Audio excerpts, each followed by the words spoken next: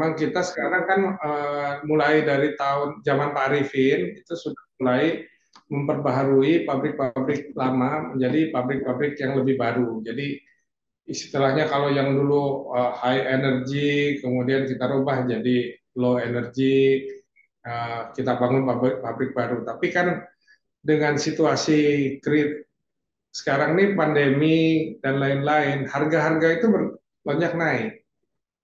Jadi harga pembangunan pabrik pun yang tadinya normalnya itu jauh di atas harga normal.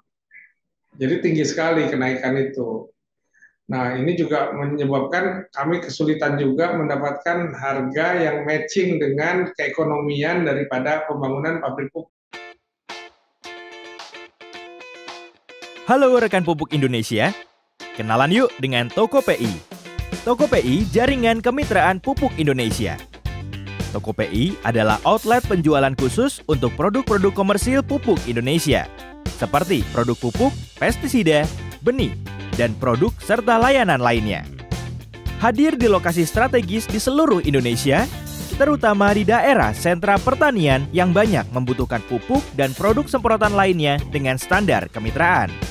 Bergabung bersama kami di Tokope'i, mitra akan mendapatkan keuntungan jaminan kualitas produk, jaminan ketersediaan produk, insentif atribut promosi, insentif benefit penjualan, gratis aplikasi dan sistem penjualan. Untuk menjadi mitra Tokope'i, cukup dengan mengisi data toko, tagging lokasi toko, selanjutnya mengisi data diri, dan lengkapi dokumen persyaratan lainnya seperti KTP, NPWP, dan NIB. Atau kamu juga bisa melakukan pendaftaran secara manual dengan melengkapi form pendaftaran serta dokumen lainnya dan diserahkan ke petugas kami. Kemudian tunggu verifikasi. Selamat, pengajuanmu telah diverifikasi. Sekarang kamu sudah bisa melakukan transaksi untuk melayani pembelian dari petani. Makin dekat, makin yakin. Tingkatkan transaksimu, maka kamu berkesempatan mendapatkan hadiah menarik setiap tahunnya. Semakin untung bukan? Ayo bergabung di Tokope'i. Makin dekat, makin yakin. Hubungi Tokope'i sekarang juga.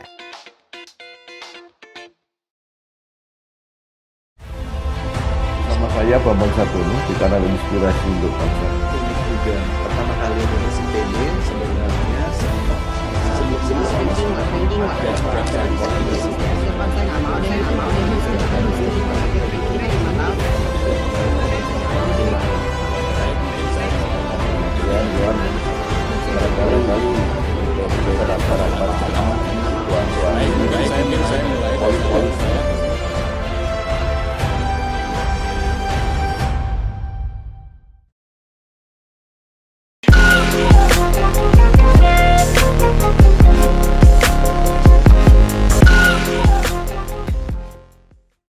Assalamualaikum warahmatullahi wabarakatuh. Waalaikumsalam warahmatullahi wabarakatuh.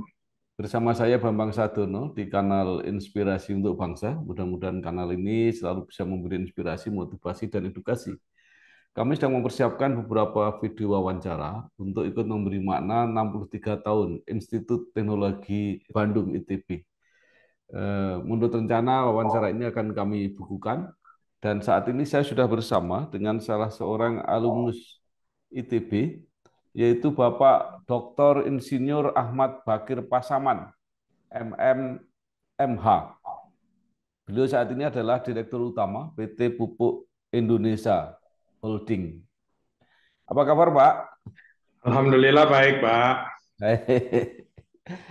Pak Bakir Pasaman lahir di Bandung 27 Februari tahun 1960.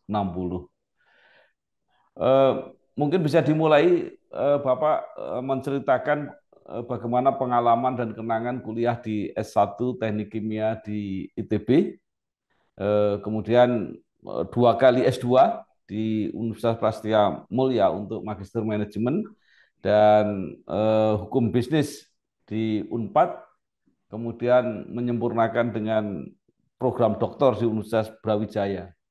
Berkarir mulai dari PT Rekayasa Industri, bahkan pernah menjadi CEO untuk rekayasa industri Malaysia. Ini juga menarik nanti untuk diceritakan. Nah, pernah menjadi meneruskan di rekayasa industri lagi, kemudian menjadi dirut di PT Pupuk Kalimantan Timur, dan saat ini menjadi direktur utama PT Pupuk Indonesia Holding Company. Tentunya ITB ya sangat menarik karena ya pertama tentunya banyak teman ya. Kalau dulu zaman 79 itu zaman awal-awalnya reformasi, tapi ITB udah mulai ini udah mulai calm down karena angkatan 78 yang ribut, tapi masih adalah pengadilan Pak Heri Ahmadi dan lain-lain, kita masih ini. Jadi tapi intinya saya masuk ke teknik kimia itu juga ya suatu mungkin keberuntungan, karena sebenarnya masuk ke teknik kimia itu kebetulan ayah saya itu teknik kimia juga. Jadi ayah saya itu teknik kimia, saya malu kalau masuk ke teknik kimia juga gitu loh. Sudah deh, saya mau milih teknik industri saja. Nilai saya sih cukup kalau masuk teknik industri, jadi bisa aja mau masuk mesin atau teknik industri. Tapi bukan masalahnya bukan itu. Terus ayah saya datang dari Bandung, ditemukan dengan Profesor Ko. Kemudian setelah itu ya akhirnya saya masuk ke teknik kimia lagi gitu loh. Setelah ketemu Profesor Ko Kiano almarhum. Jadi yang memasukkan saya ke teknik kimia itu sebenarnya saya pengen banget masuk ke teknik kimia, tapi karena ayah saya teknik kimia, masa anaknya ikut-ikut teknik kimia, itu kan ITB juga lagi sama-sama. Jadi akhirnya setelah dari Profesor Ko baru saya masuk ke teknik kimia. Tapi apa yang kita pelajari dari ITB ini memang ITB ini kan kalau sekarang dari segi keilmuan adalah luar biasa lah. Tugas-tugasnya juga tugas-tugas yang sangat berat. Kalau di teknik kimia itu bahkan ya samalah dengan jurusan yang lain juga. Saya rasa ada istilah kalau tugas itu telat 1 detik aja, ngulangnya 1 tahun gitu loh.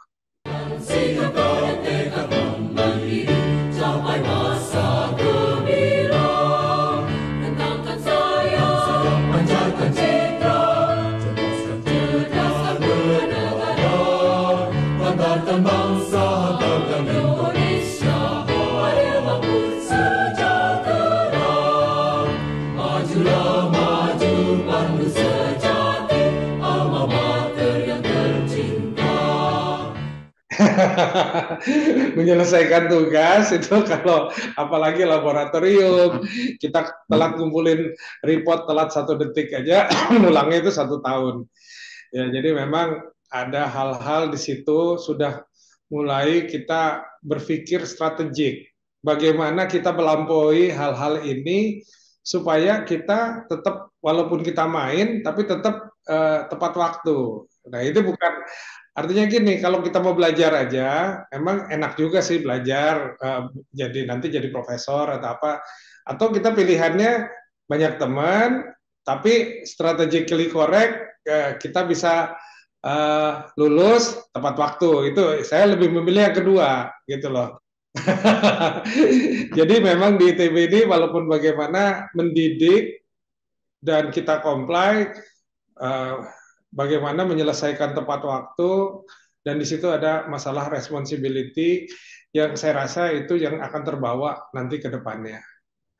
Jadi masalah tanggung jawab, masalah tepat waktu, masalah ini.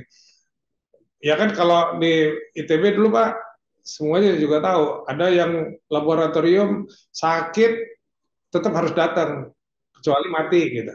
Dan kalau mati nggak usah datang.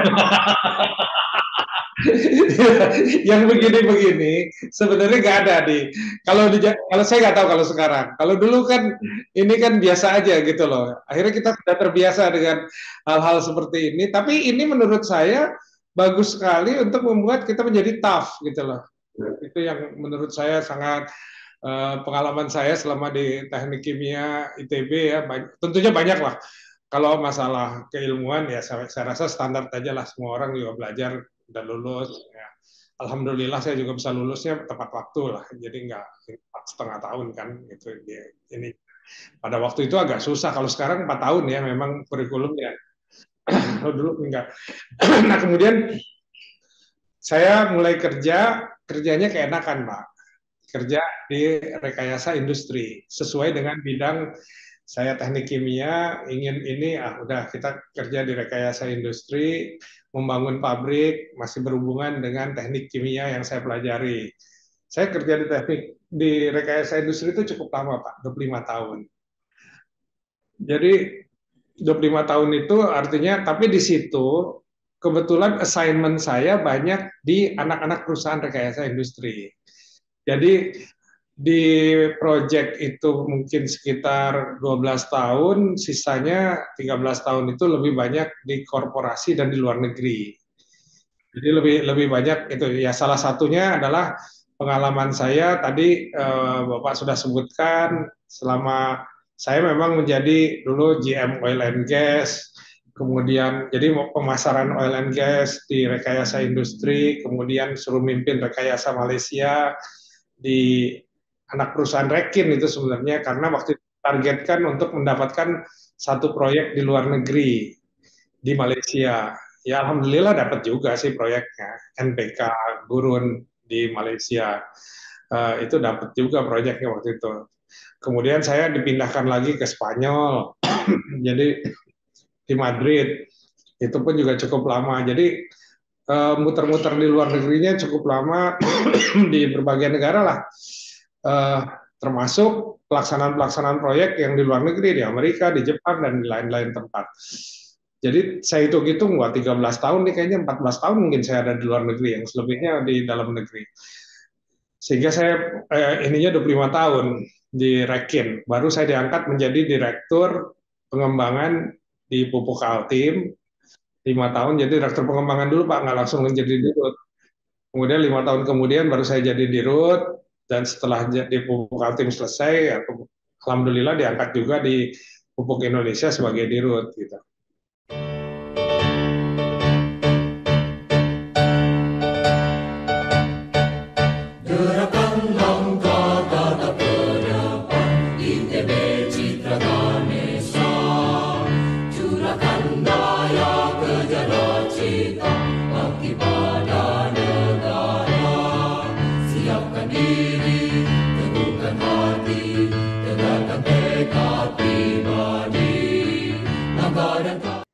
Jadi ini perjalanan karir saya. Tapi kalau perjalanan akademis, pada waktu kami di Pupuk Altim, ini untuk lucu-lucuan aja, saya bilang gini, ini kita, Pupuk Altim ini banyak hal-hal yang bisa kita riset secara bersama.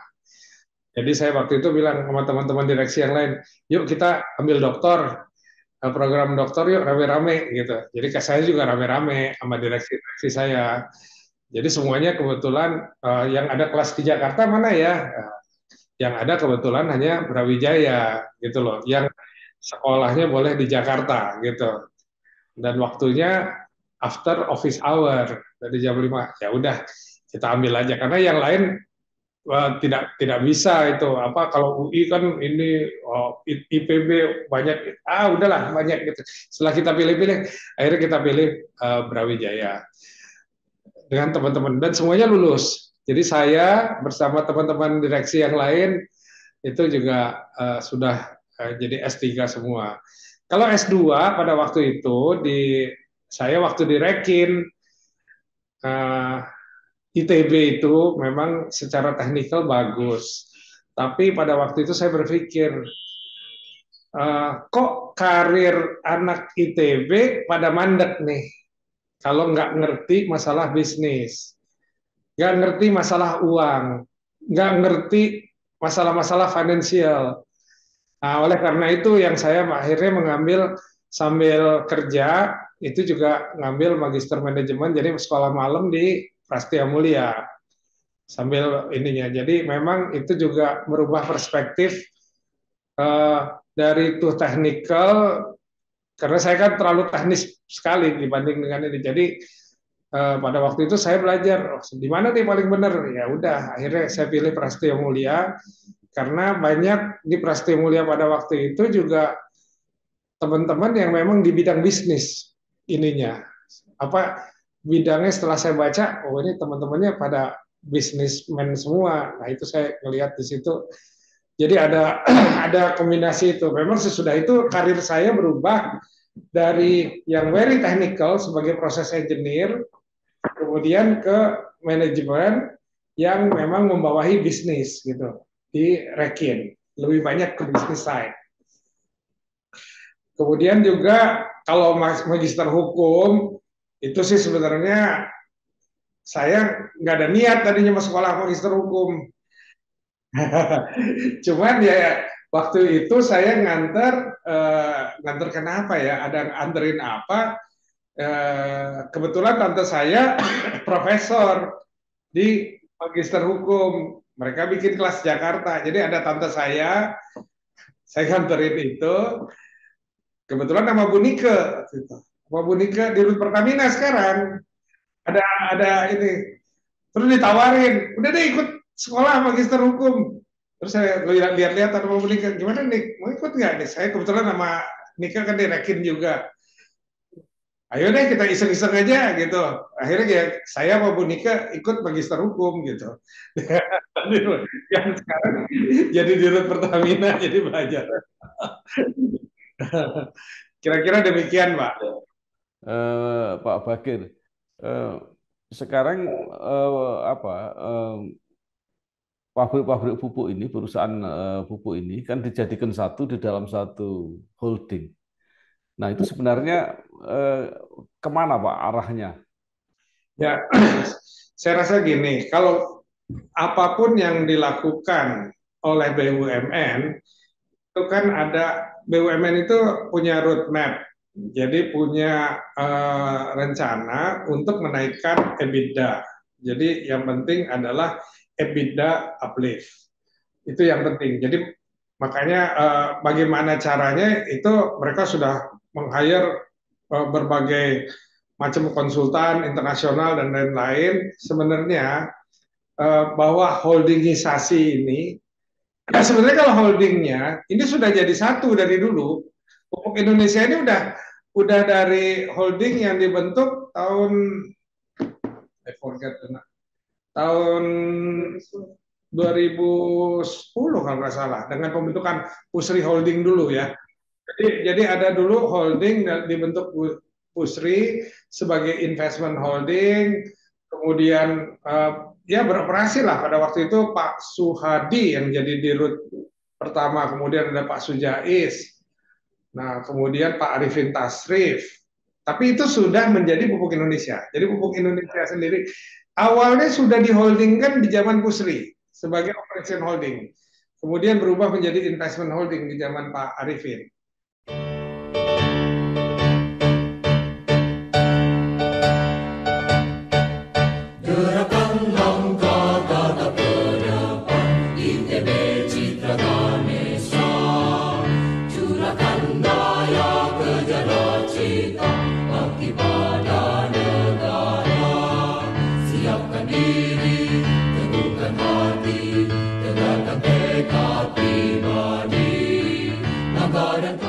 Nah, BUMN melihat memang holding ini bagus, tapi mereka ingin tidak ada persaingan antar anak perusahaan.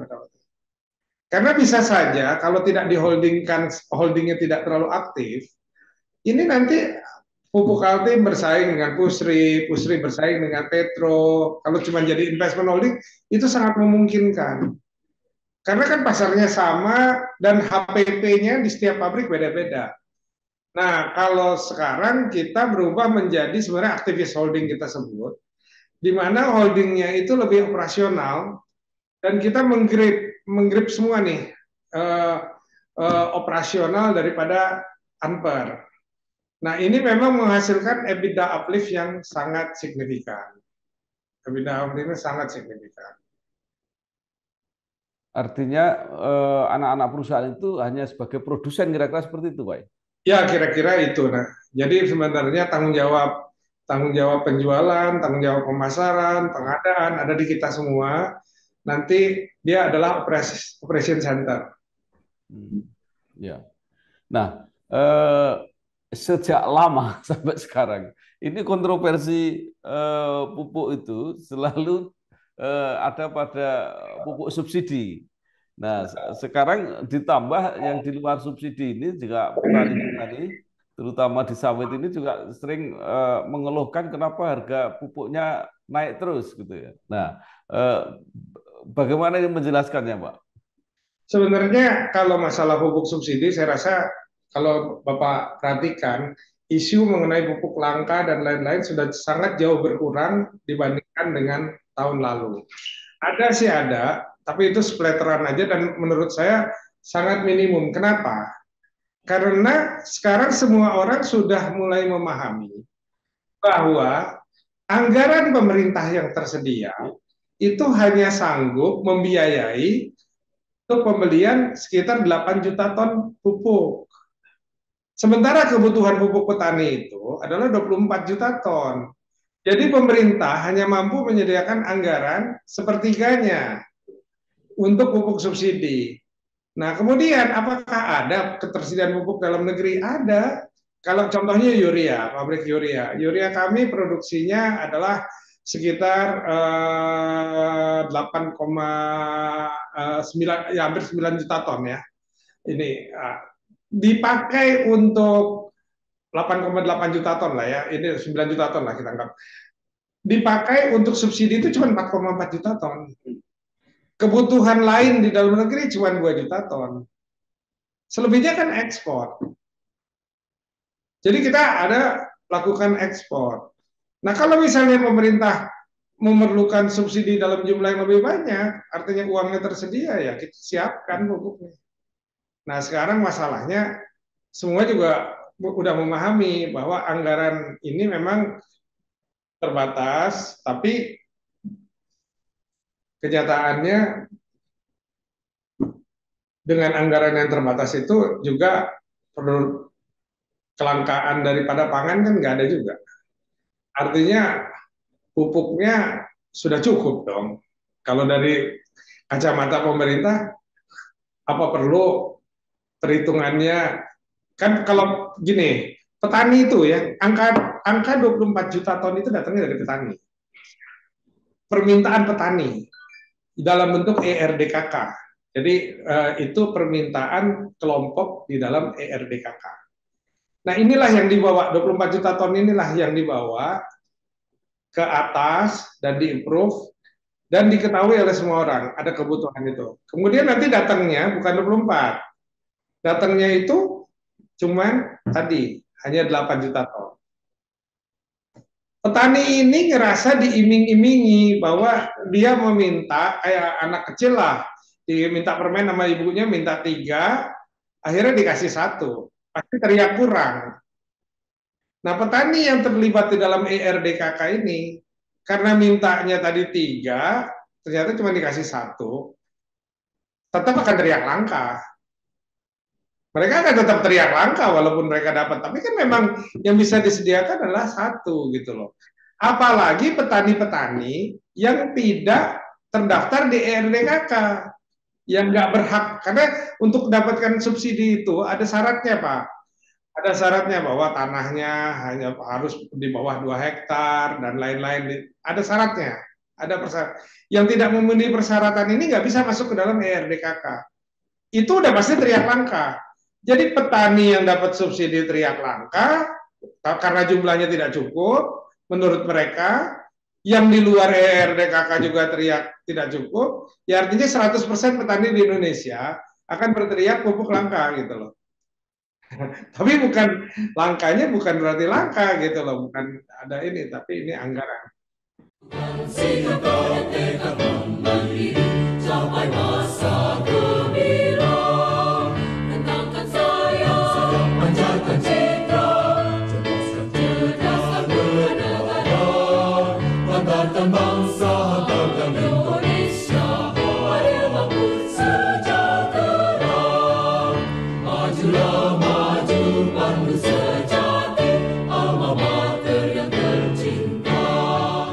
Ini di lapangan ada juga yang usulan yang ekstrim, Pak. Kalau begitu subsidinya dihapus saja.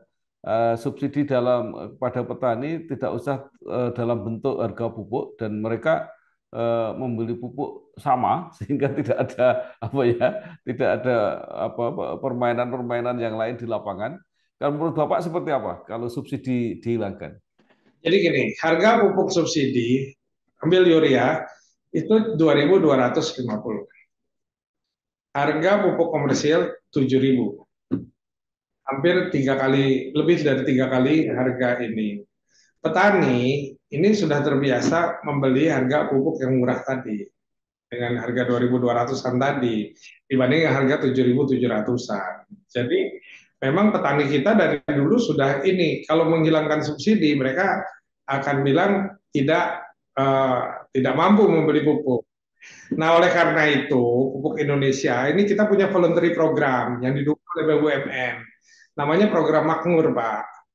Program Makmur itu bagaimana kita mengorganisir dalam satu ekosistem petani supaya mereka bercocok tanamnya itu pakai pupuk komersil.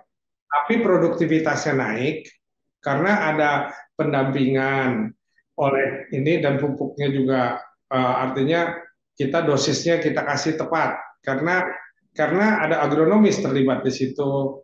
Kemudian juga kita lengkapi dengan asuransi kalau ada gagal panen, kemudian ada bank yang bisa memfinance dan lain-lain.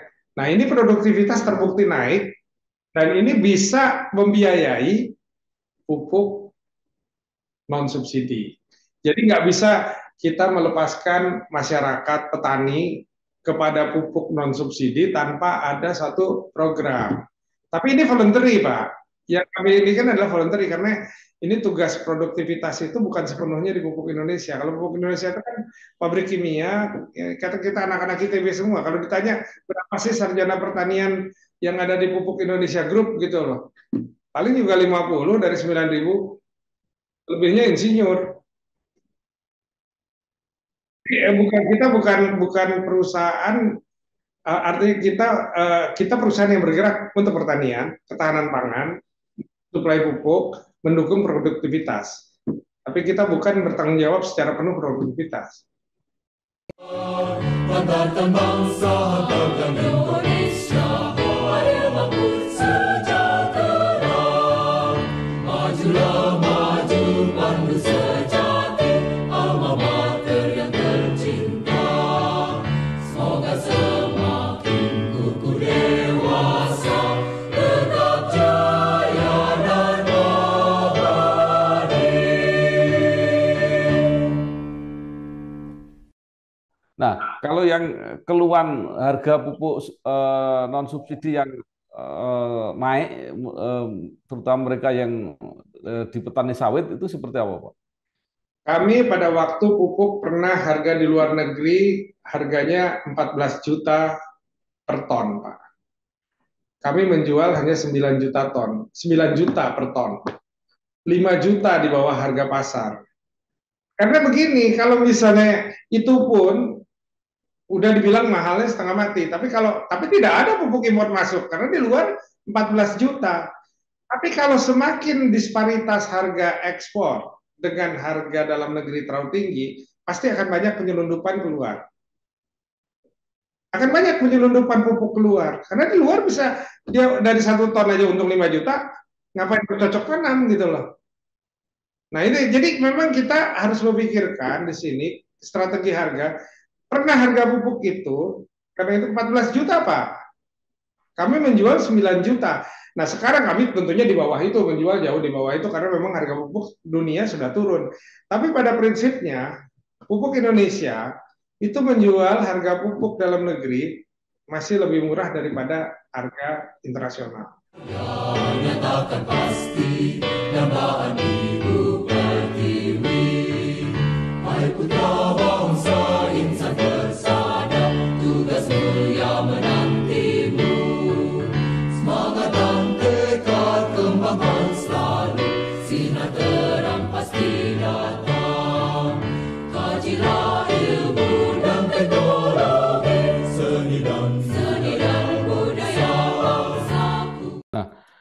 apakah kenaikan ini juga ada kaitannya dengan bahan bakunya, Pak?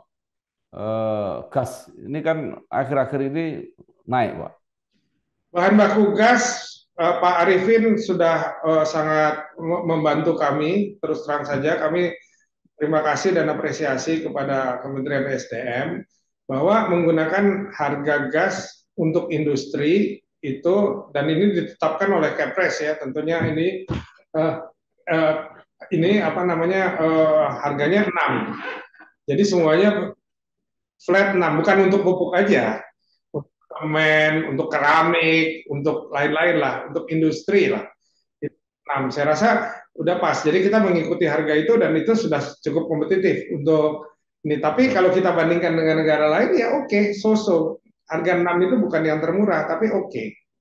Jadi tapi itu sudah sangat baik. Jadi tapi yang harga mahal bukan harga gas, tapi harga fosfat dan kalium untuk pupuk NPK. Kita kan membuat juga pupuk NPK karena P dan K itu tidak tersedia dalam negeri, harus impor. Itu pun harganya sama, naik 3-4 kali kemarin selama masa krisis dari harga normal. Ya. Nah, sekarang mengenai gas, Pak. Selain masalah harga, mengenai cadangan ke depan seperti apa, Pak? Ada informasi bahwa gas makin sulit ke depan. Ya, ini harus diakui bahwa kalau potensi, artinya availability itu ada. Misalnya contohnya Masela.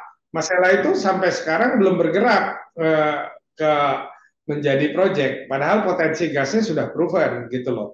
Jadi kalau masalah cadangan gas itu ada, cuman sekarang kan tergantung juga daripada investor, hitung-hitungannya investor, bahwa mereka bisa masuk atau tidak masuk, hitungannya itu kita di luar daripada ini kita. Tapi kalau cadangannya ada, udah pasti. Tapi developmentnya memang sekarang masih terbatas gitu loh, masih ada terkendala lah. Banggakan bangsa, banggakan Indonesia, hari makmur sejahtera. Majulah maju pandu sejati, alma mater yang tercinta. Semoga semakin kukuh dewasa, tetap jaya dan abadi.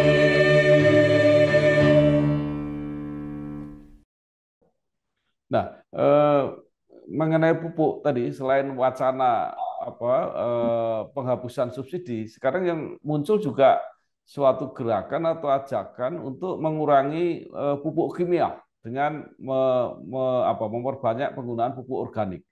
Ini kira-kira seperti apa pengaruhnya ke depan, Pak? Apakah cukup masif atau kira-kira berpengaruh apa tidak terhadap perencanaan pupuk kimia ini? Kami tidak pernah against terhadap pemakaian pupuk yang lebih sedikit. Karena kan begini, industri kami adalah industri urea misalnya ya, mostly. Di mana in between itu sebelum menghasilkan urea kan harus menghasilkan amonia. Gitu. Jadi kalau memang urea memang ada kemungkinan terdisrupsi karena ada perkembangan teknologi, ya mau organik, mau bio, kemudian yang sekarang sangat hangat dibicarakan adalah nano fertilizer. Di mana nano fertilizer itu kebutuhannya cuma 1/10 daripada normal pupuk yang sekarang. Jadi kalau misalnya saya butuh 1 juta ton, dengan nano cukup 100.000 ton. Tapi tidak apa-apa gitu loh. Karena dengan adanya amonia kan sekarang sudah menjadi energi. Clean amoniak, sekarang sangat clean amoniak. Jadi kalau misalnya urea nanti memang terdisrupsi, pupuknya lebih efektif, tidak apa-apa. Nanti untuk pabrik pupuk kita akan lebih banyak memproduksi amoniak. Dan kami siap untuk menjadi perusahaan energi. Banggakan bangsa, banggakan Indonesia, hari makmur sejahtera. Majulah maju pandu sejati, alma mater yang tercinta.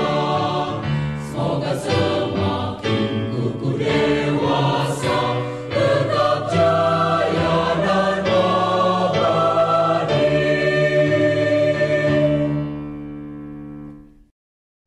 Ya, itu yang apa disebut program blue dan green ammonia ini, Pak. Iya, jadi memang green dan blue ini, jadi kan proses pembuatan amoniak itu saya kan ya itu Mr. Haber dan Bos ya, Haber-Bosch reaction. Itu kan N2 ditambah H2 menjadi 2 NH3 ya. Jadi NH3 ya. Maksud saya gini, amoniak itu kan nitrogen, hidrogen. Bahan bakunya kan sebenarnya bisa dari alam.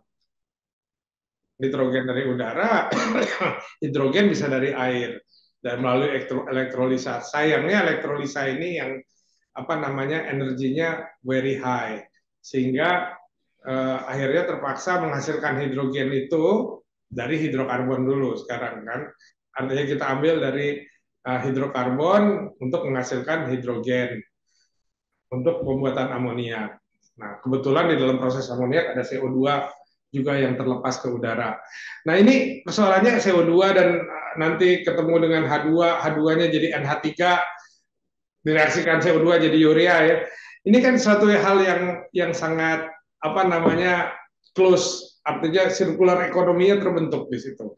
Cuman persoalannya bahwa green hydrogen itu membutuhkan di mana reaksi menggunakan membuat hidrogen dari air itu membutuhkan listrik yang ini. Tapi sekarang ada penelitian-penelitian yang sudah dilakukan, mereka bisa reduce energy by 30%. Nah ini kalau misalnya betul energi bisa reduce by 30%, itu quite kompetitif Pak. Jadi cukup kompetitif nih untuk menghasilkan hidrogen dari proses namanya kimia elektrolisis sekarang, bukan elektrolisis saja, tapi gabungan antara atau katalitik elektrolisis kalau nggak salah, namanya begitu. Nah pupuk Indonesia sekarang lagi mengembangkan research juga R&D di pupuk bersama dengan kontraktor dari Jepang namanya Toyo Engineering. Itu di Aceh, kita akan bangun pilot plant untuk green hydrogen terus green ammonia. Jadi kita akan ini lagi berjalan di pupuk Iskandar Muda, dibiayai oleh pemerintah Jepang pakai dana dari METI. Nah, tapi itu kita coba dari research dulu lah. Apa betul ini bisa ada reduction about 30% biaya in terms of cost saja udah lebih bagus kalau memang bisa. Kita belum tahu, nanti tunggu pilot plan jadi, kita lihat nanti scale up-nya gimana. Kalau untuk blue ammonia, pupuk Indonesia sebenarnya tinggal nunggu ya reservoirnya aja untuk CO2 injeksinya. Kalau nanti misalnya ureanya berkurang, kan ada CO2 berlebih. CO2 berlebih itu ya kita injeksikan ke sumber-sumber tua yang bisa menampung CO2 ini, ataupun dirubah menjadi CO2 cair, kita kapalkan ke tempat penampungan reservoir CO2 yang ada di, saya nggak tahu ada di mana gitu loh, mungkin di Rusia atau di untuk menjadi blue ammonia. Perlombaan itu tak hanya hari ini, tapi terjadi setiap hari.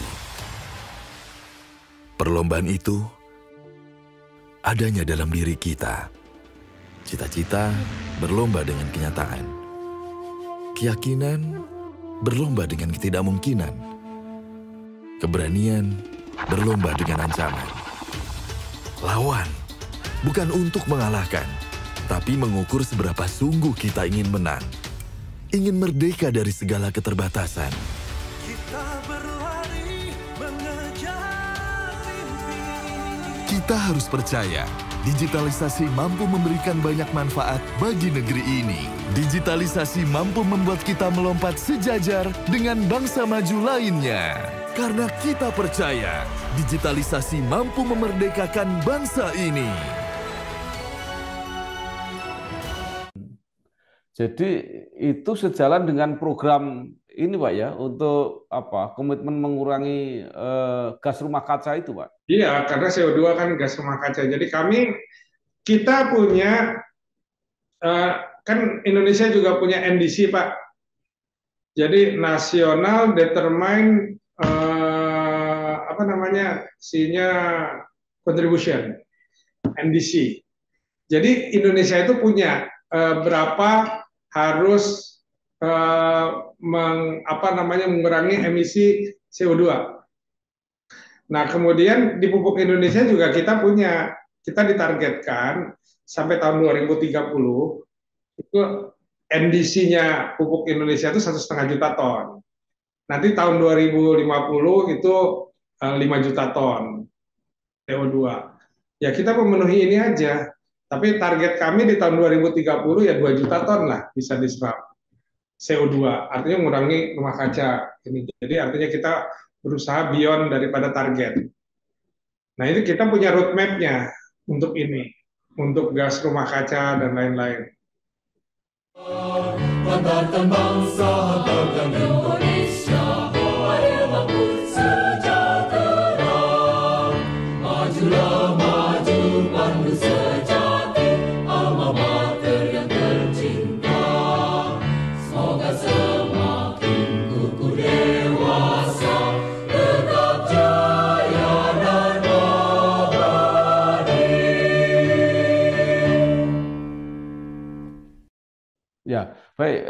Bapak tadi mengatakan bahwa sebagian pupuk kita sekarang sudah diekspor dan potensinya cukup besar, harganya mahal gitu. Nah, kenapa justru tidak ini yang dipacu, Pak?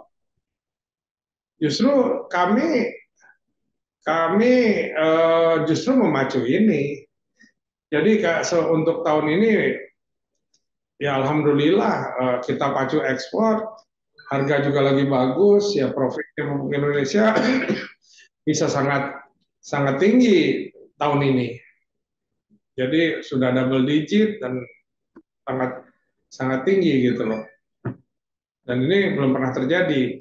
Kita mungkin kisaran kita ya bisa sampai 18 sampai 20 triliun untungnya. Tahun lalu hanya 5 triliun. Kita pacu ekspor.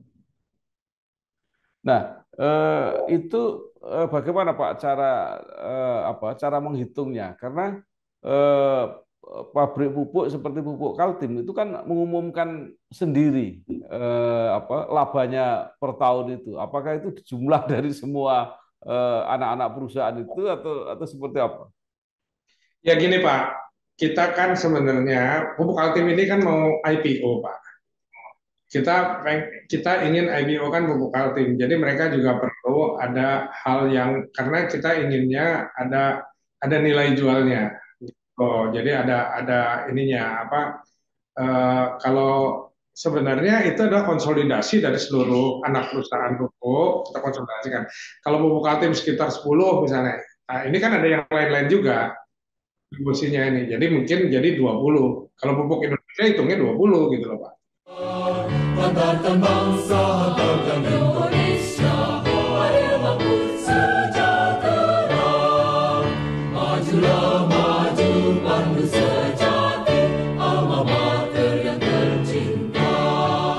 Semoga semakin kukuh dewasa, tetap jaya dan abadi.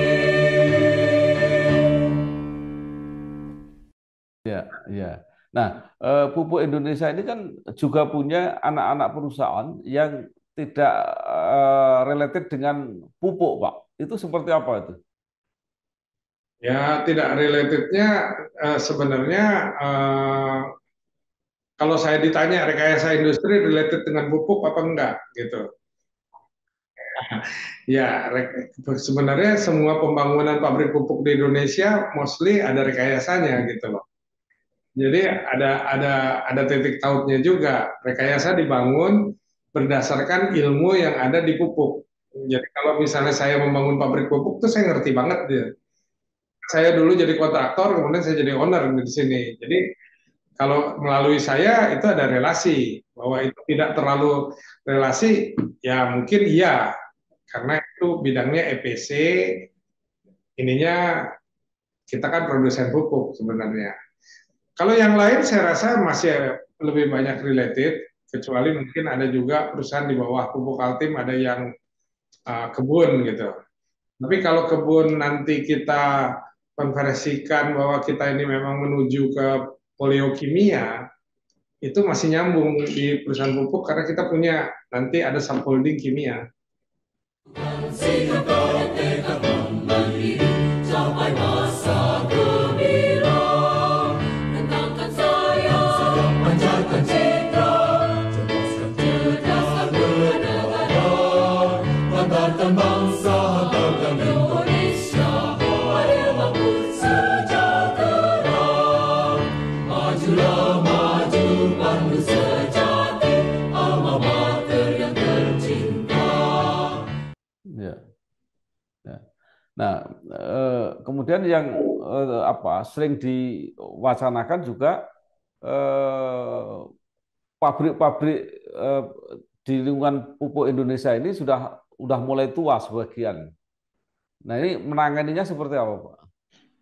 Ya itu saya betul, itu kalau itu isu itu betul. Memang kita sekarang kan mulai dari zaman Pak Arifin itu sudah mulai memperbaharui pabrik-pabrik lama menjadi pabrik-pabrik yang lebih baru. Jadi istilahnya kalau yang dulu high energy, kemudian kita rubah jadi low energy, kita bangun pabrik baru. Tapi kan dengan situasi sekarang ini pandemi dan lain-lain, harga-harga itu banyak naik.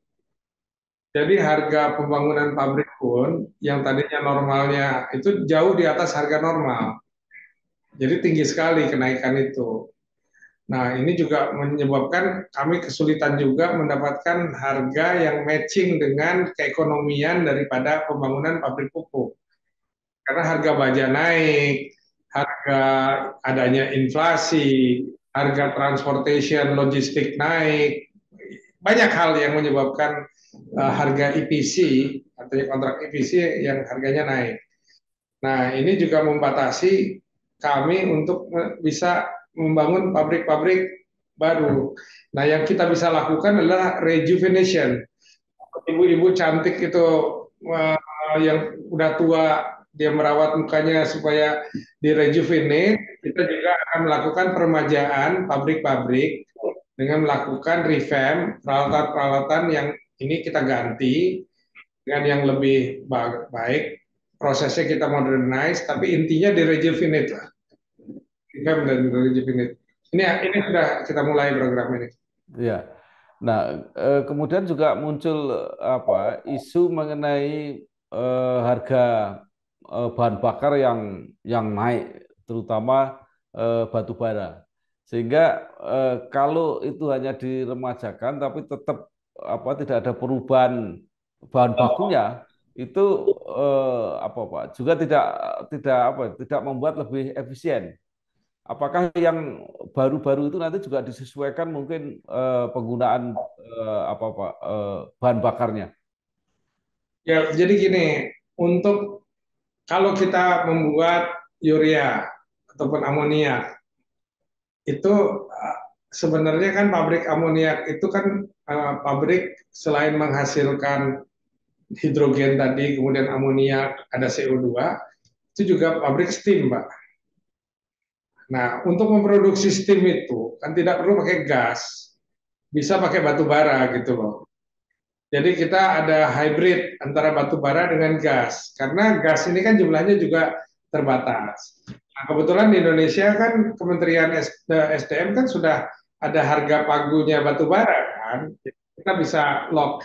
Ya kita bisa hitung mau kita pakai gas atau pakai batu bara ya tergantung daripada keekonomian gitu loh.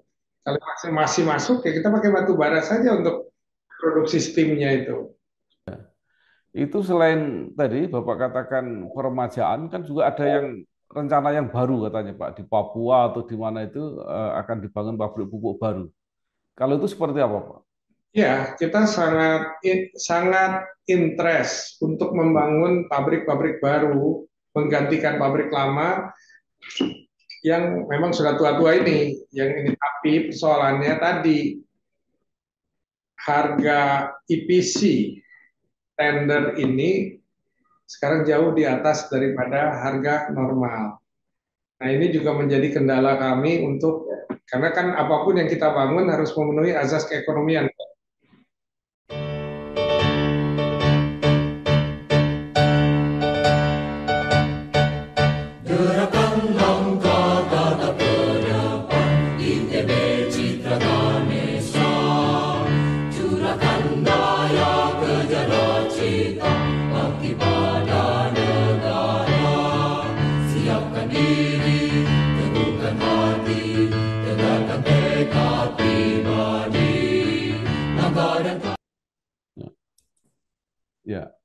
Baik.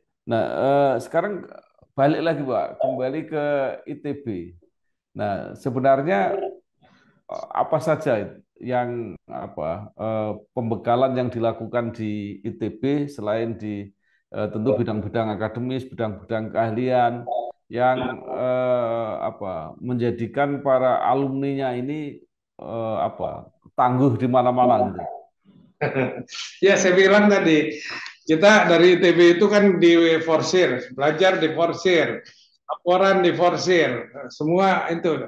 Waktu dipepetkan, kita harus comply. Itu saya tadi sudah cerita.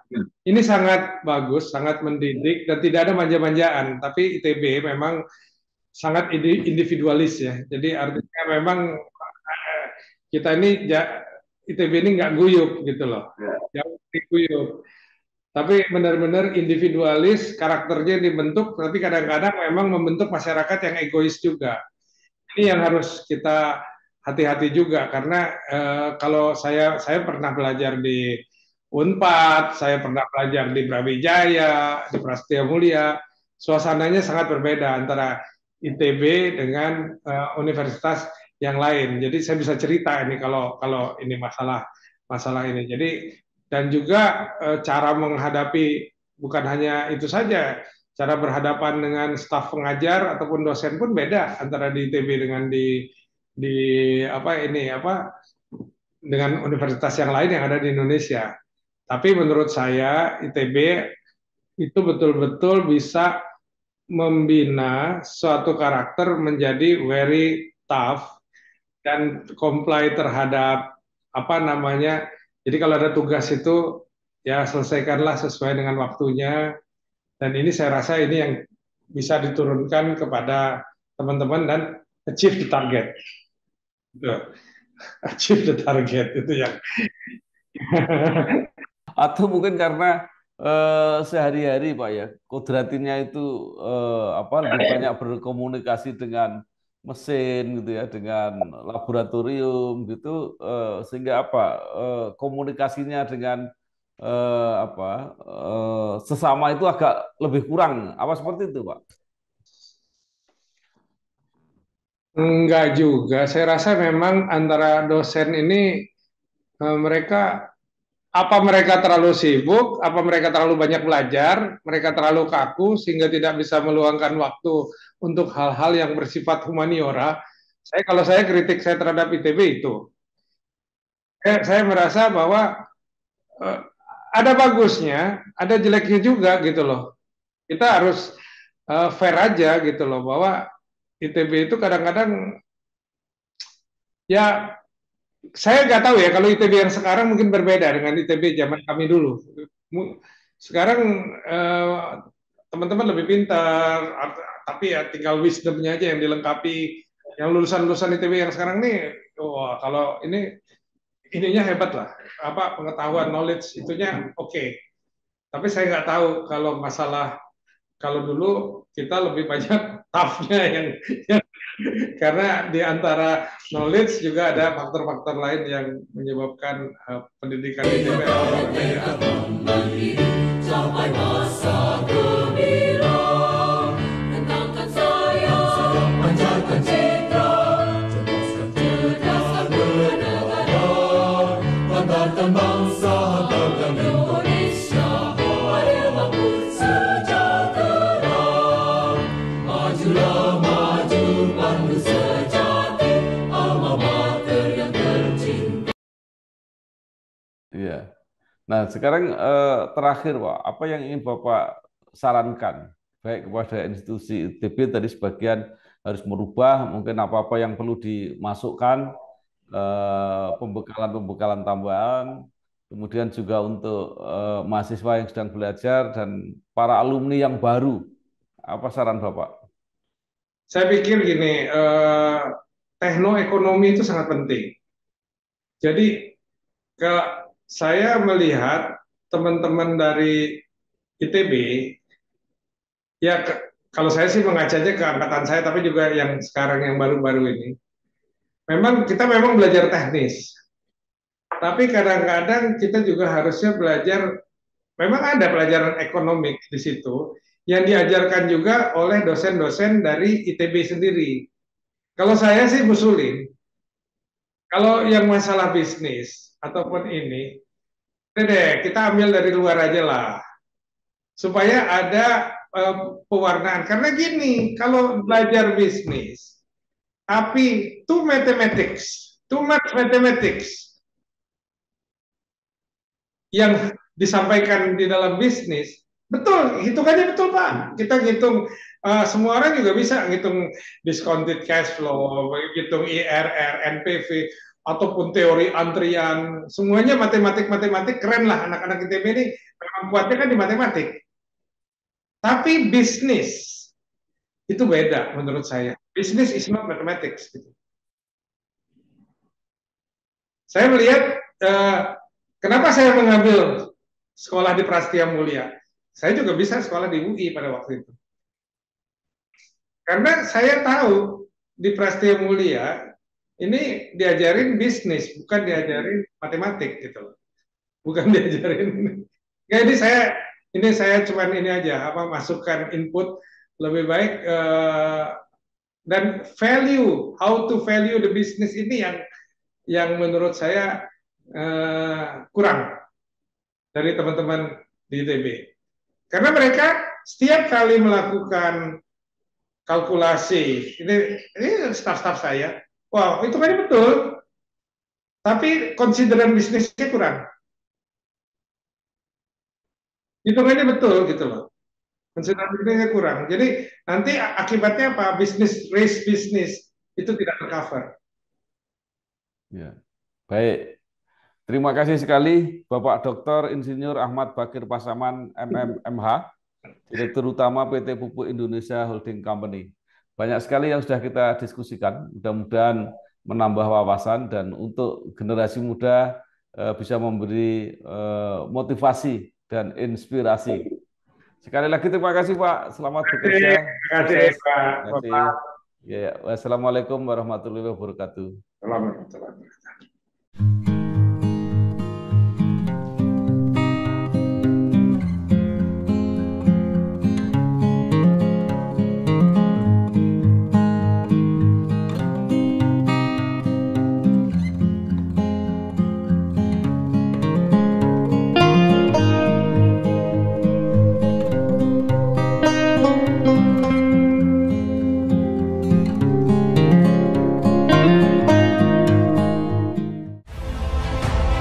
Saya Bambang Satono di kanal Inspirasi untuk Bangsa. Ini juga pertama kali nulis IPB sebenarnya sebelum